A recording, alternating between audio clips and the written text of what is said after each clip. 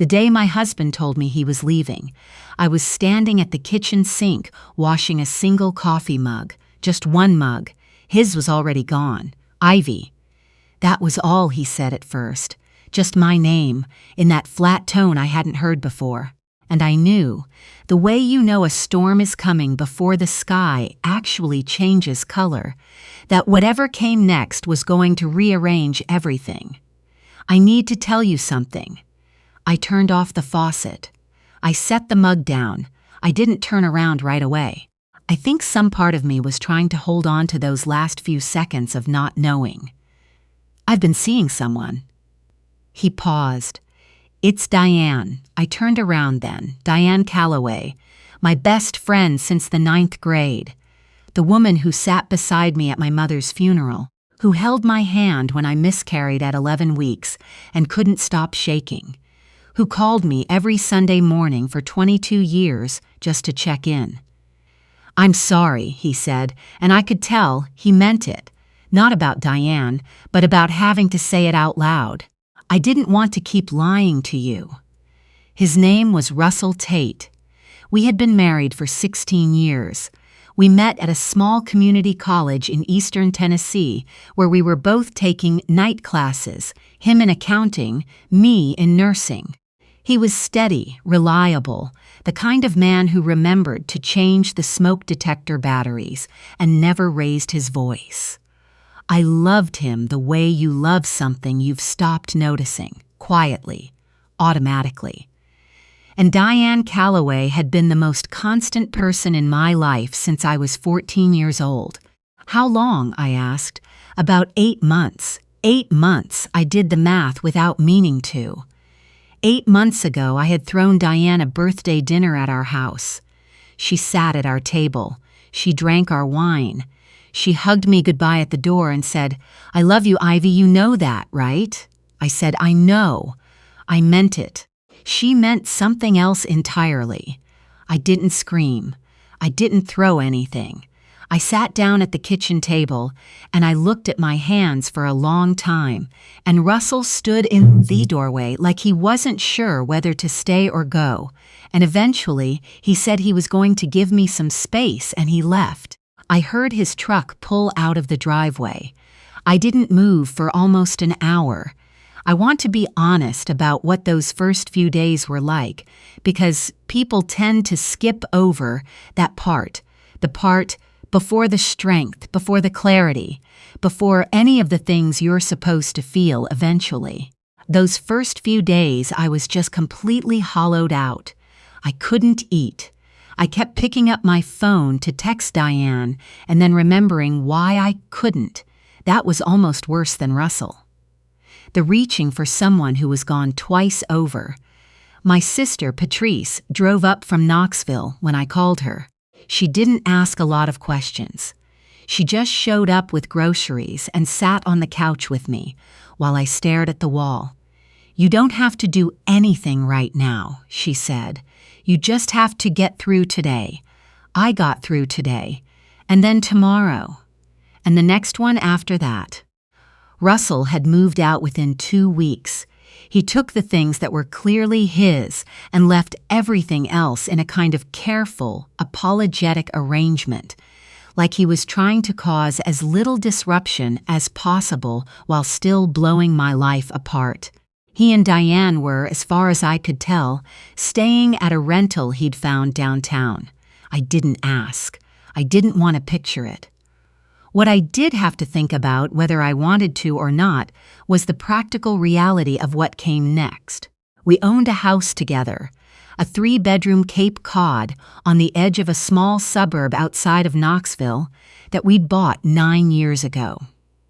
The mortgage was manageable, but not something I could carry alone on my nursing salary, not without significant adjustments.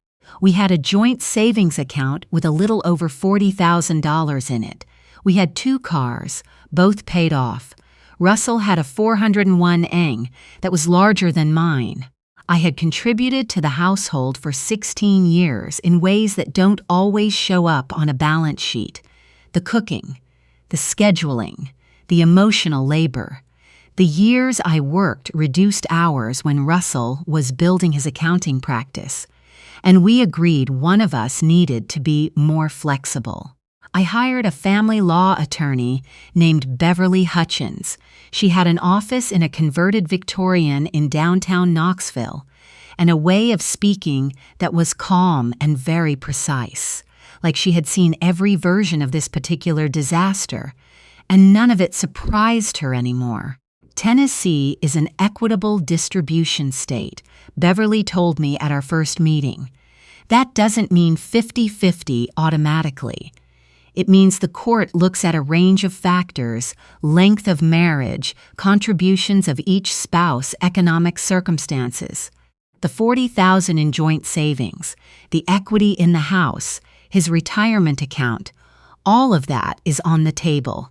What about the fact that he was the one who... I stopped. The fault? Beverly nodded. Tennessee does allow fault to be considered in property division, though it's not the only factor. Document everything you can. Dates, communications, anything relevant. I went home and I started documenting. Russell's attorney, a man named Craig Polton, who I'd actually met at a neighborhood cookout 2 summers ago, sent over an initial proposal that was, according to Beverly, not entirely unreasonable, but definitely tilted in Russell's favor. He wanted to sell the house and split the equity 50-50, which Beverly said was standard, but he was proposing a smaller share of his retirement account than she thought was justified, given the length of our marriage and my reduced earning years. "We'll counter," she said. I was trying to hold all of this together: the negotiations, the paperwork, the ongoing reality of going to work 3 days a week and pretending to be a functional person. When the phone call came, it was on a Tuesday afternoon. I was in the parking lot of the grocery store, sitting in my car because I had gone in for milk and bread and stood in the cereal aisle for 10 minutes, unable to make a single decision, and then I just left.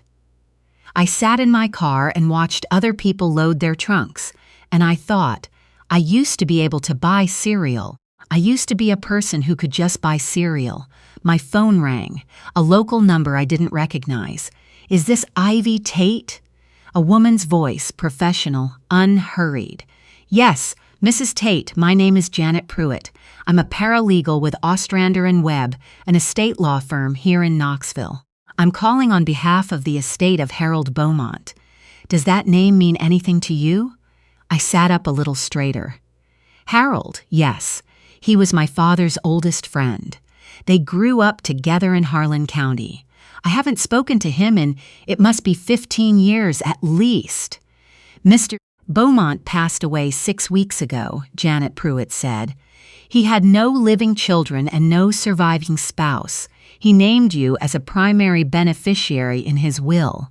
The parking lot was very quiet. A cart rolled slowly across the pavement in front of my car and bumped gently against a concrete barrier. "I'm sorry," I said. "He named me." "You, specifically, by name." He was apparently quite deliberate about it.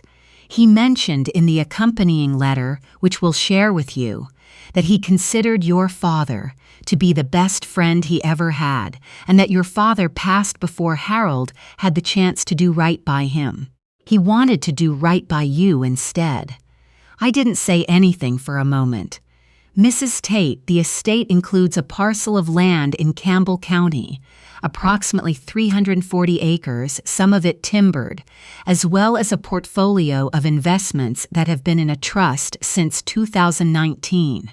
The combined estimated value, and I want to be clear that a formal appraisal is still in process, is approximately $2.4 million.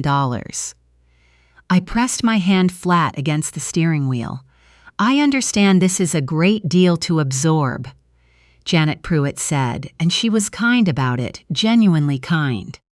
"We'd like to schedule a time for you to come in and meet with the attorneys directly. There's also a handwritten letter from Mr. Beaumont that he asked us to give to you personally." I said yes to the meeting. I said yes to whatever day they suggested. I'm not entirely sure what else I said. When I hung up the phone, I sat in that parking lot for a long time, and then I did something I hadn't done since the first night Russell left. I cried. But it was different this time. It wasn't the hollow, airless grief of before. It was something that felt closer to being caught, like I had been falling for weeks, and something solid had finally appeared beneath my feet. I didn't tell Russell. I didn't tell Diane. I didn't tell anyone except Patrice and Beverly Hutchins. Beverly's response was immediate and very focused. "This changes things considerably," she said. "Tennessee law is clear that inheritances, including assets received through estate gifts, are classified as separate property, not marital property. Russell has no claim to this whatsoever, provided we keep it carefully documented and you don't commingle the funds with any joint accounts." "He doesn't know," I said. "Keep it that way for now. Let's get through the divorce proceedings first. You continue negotiating from the current basis. When the settlement is finalized, what you receive from Harold Beaumont's estate is yours alone." I want to be honest about how I felt in those weeks. There was something uncomfortable about it, about knowing something that's significant and staying quiet. But Beverly was right that it was legally mine and legally separate, and I had not done anything wrong. I was protecting myself. After 16 years of being someone's partner, someone's soft place to land, I was finally, quietly, carefully protecting myself. The divorce moved forward. Russell's attorney pushed on the retirement account split. Beverly pushed back. We went back and forth on the house. Ultimately, we agreed to sell it, and the equity would be divided, with me receiving a slightly larger share in recognition of the years I had worked reduced hours to support Russell's practice building. It wasn't dramatic. It wasn't satisfying in the way I think people imagine these things will be. It was just a long, exhausting negotiation that ended with both of us signing papers and neither of us feeling like we won. What I felt when I signed those papers was not victory. It was just the end of a door, the sound it makes when it finally closes all the way. The meeting at Ostrander and Webb was on a Wednesday morning in October.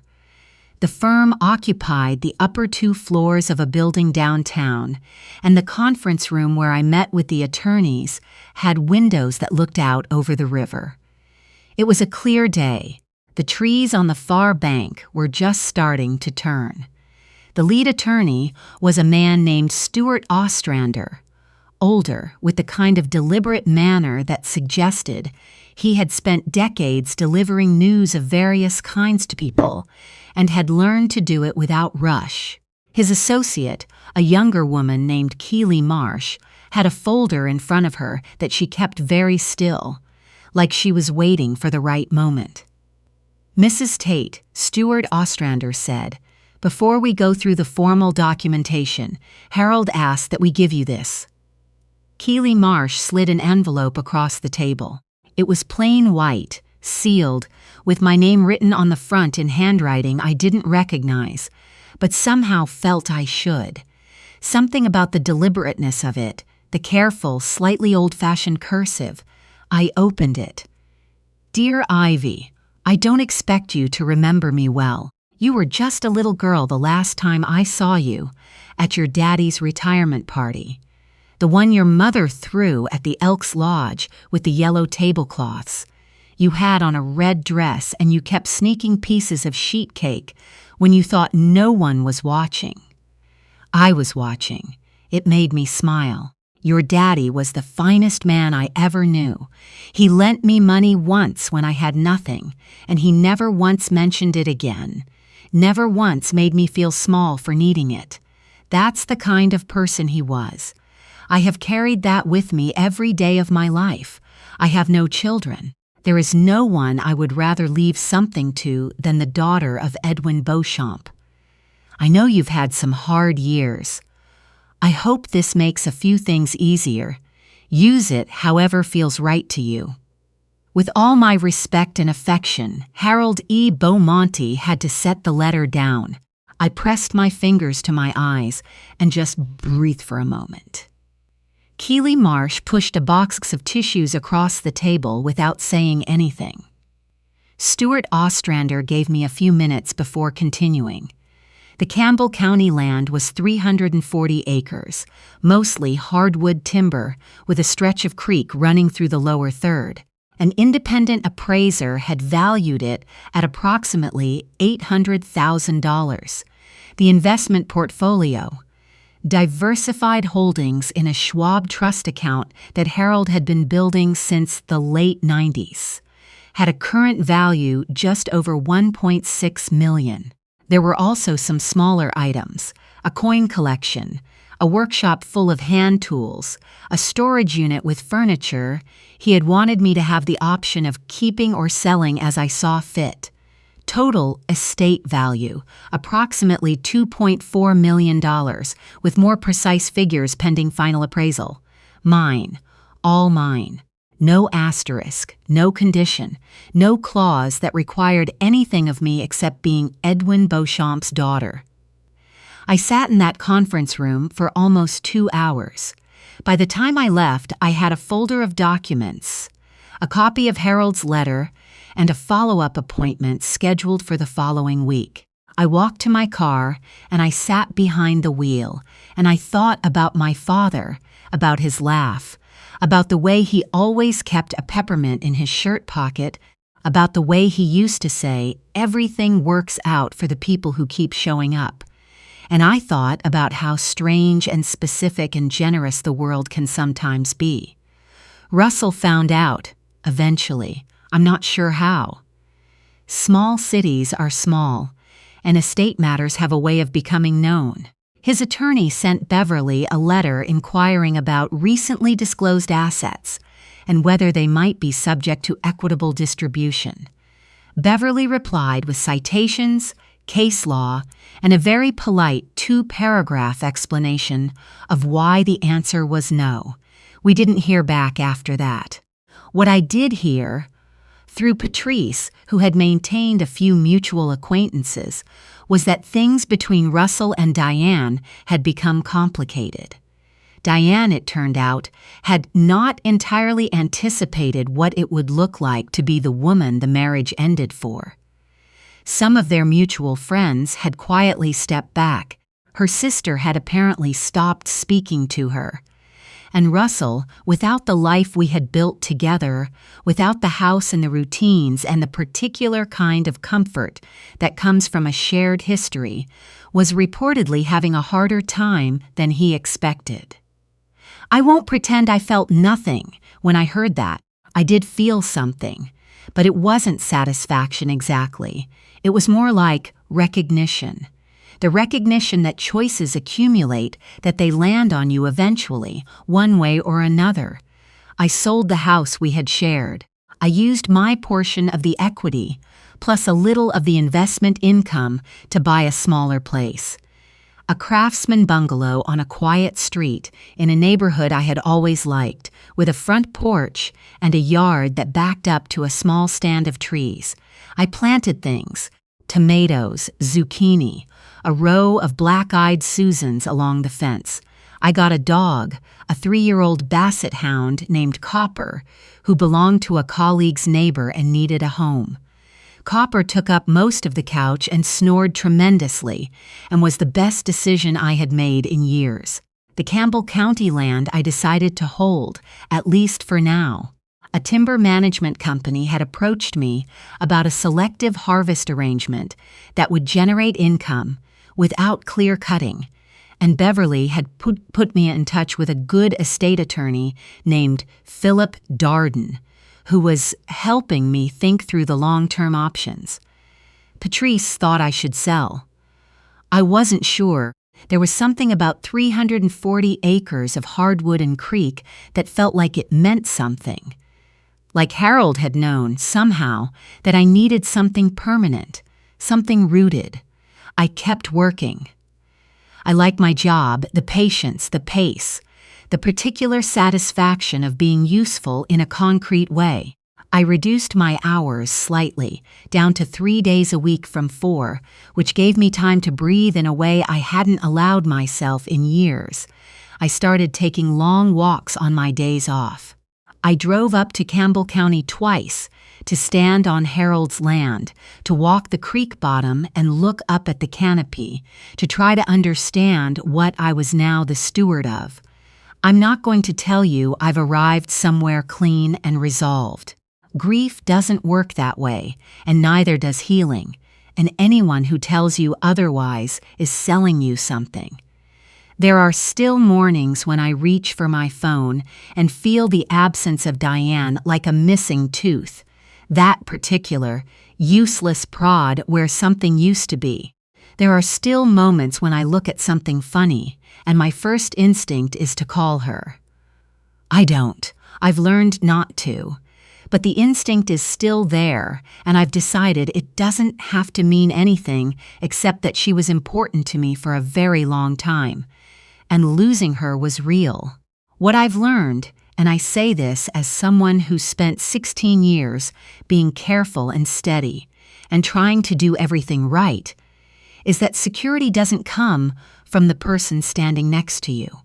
It doesn't come from a house or a savings account or a marriage that looks good from the outside. It comes from knowing who you are when all of that disappears. And the only way to know that is to find out the hard way. I found out the hard way. I also found out that sometimes, when you're standing in a parking lot unable to buy cereal, a woman you've never met calls you on a Tuesday afternoon and tells you that someone your father loved decided to leave you 340 acres and a trust account and a handwritten letter with a story about a red dress and sheet cake at the Elks Lodge. You can't plan for that. You can't earn it or deserve it in any way that's calculable. You can only receive it and try to be worthy of it and keep showing up. My father used to say that. Turns out he was right.